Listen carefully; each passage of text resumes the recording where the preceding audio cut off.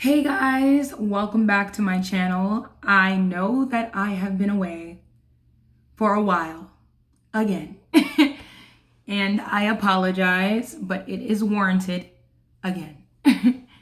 But this video is going to explain that, and it is not going to be a sad video, but I also decided I'm going to utilize this video as an opportunity to give you guys information. And hopefully it aids you guys in a way that it possibly could have aided me in a way that hopefully you guys can get a hint from the title.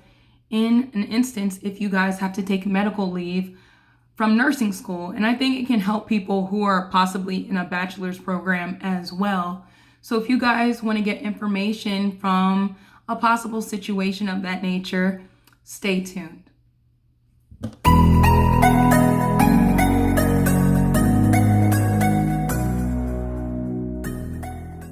So yeah, I had to take medical leave from nursing school.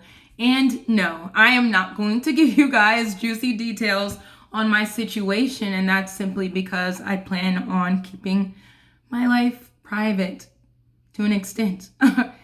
So, yes, I had to take medical leave. So roughly a week after recording my previous video on my channel, I had to take medical leave from medical school. I had to take medical leave from nursing school. And yeah, and it sucks because I was so excited. I feel like my life was on track and it was going great. I had a work study job with an awesome mentor, and it was connected through previous internships I had already done. I think I had already talked about the internships I've done, and it was through connections that I have already had. It was great, awesome place I'm staying at. Everything was awesome. But you know, things are unexpected. And you can't control things that happen. And I am so grateful to be alive. I am so grateful that I am here right now.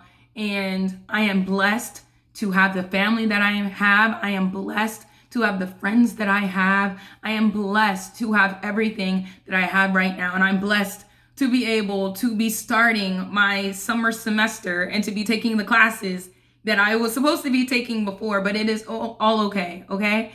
But in this video right now, I am going to be giving you guys information, tips and tricks. Well, not really tips and tricks, but information on how you guys are to handle and I guess maneuver if you are to find yourself in a situation where you are to take medical leave if you are in nursing school, guys, because I feel like I don't really see videos that talk about that, and that's not a problem. I just think that a lot of people kind of don't really think about that.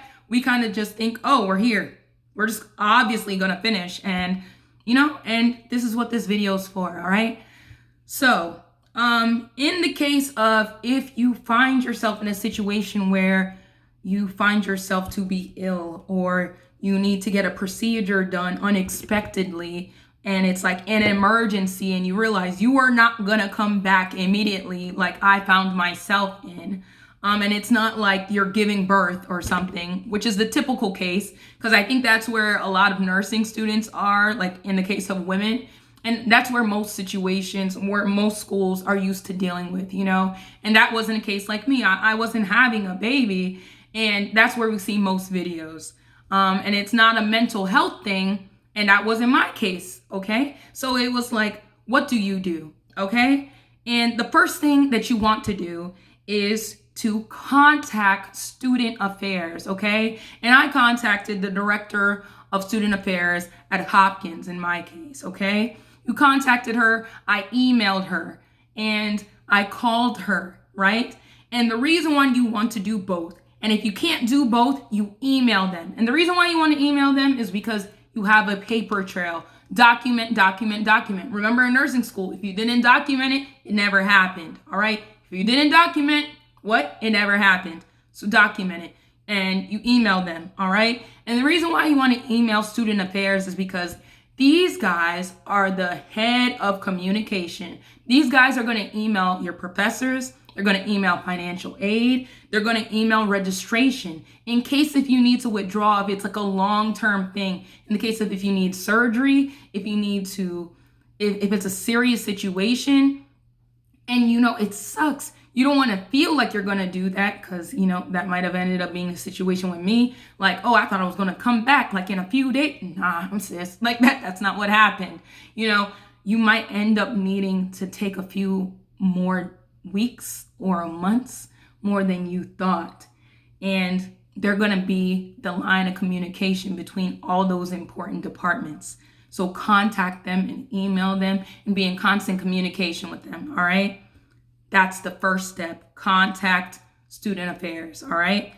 And second step, keep everything, all right? Keep everything. I'm talking about doctor's notes, doctor's visits, diagnoses, all of it. Keep all of it. Make copies of all of it. You know why? Because what? If you didn't document it, it never happened. So step 2, keep everything, all documents, and get notes. And sometimes, doctors are so busy and sometimes they forget. So if you go to a visit, you go to the ER or whatever, make sure that you kind of remind them, hey, before I leave, can I get a copy of that? Do that and make a copy of it, stored on your devices, as in like your smartphones, your laptops, and email it to student affairs as soon as you get it, all right? So that they can have tracks of everything. And once the first day that you stopped attending classes, have that on document and email student affairs, all that stuff, have a paper trail of everything. Because the reason why that's important is that, it can determine if you can get refunded for the semester that you got sick or, you got pregnant or that you ended up having to get a procedure done or that, anything happened, you know what I mean? And that's a big deal. That's a big deal. Third and final step. After things have been processed, please make sure to review things carefully and ask questions if you don't understand anything. And the reason why I say this is because you want to make sure that you kind of understand what's going on. And I know oftentimes people can be afraid to ask questions because they're afraid to come off as, dumb or stupid or, lacking understanding. But look, this is your life. This is your future. This is your education. You don't want to end up having to pay for 2 semesters or anything like that. And look, I'm going to tell y'all this right now. I am not paying for 2 semesters because I documented everything. And I let them know as soon as possible, once I was in the hospital, what was going on. And you want that to be the case for you if it is possible. Document everything. Ask questions. Be in constant communication. And, it sucks, having to leave school. It sucks feeling like you're not going to be in class with your friends, and it sucks feeling like you're going to be a semester behind. But look, it's better than not being in school at all. It's better than missing out on a whole lifelong opportunity. You cannot take care of others until you are better.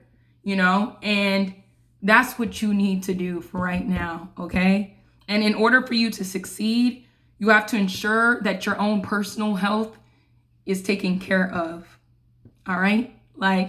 And so I am hoping that this video was of some use to you all.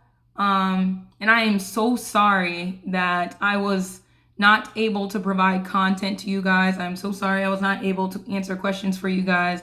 But I needed to make sure that I was good. I needed to make sure that my health was good. I needed to make sure that my mental health was good because this took a toll on me, as well as everything else that is going on in the world. But we will get through this.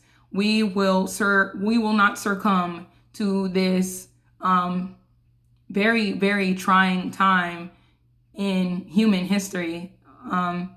but we will definitely overcome. And I am very excited to be alive. I am very happy to be here. And yeah, I'm very, very happy. And I'm hoping this video was helpful to you guys.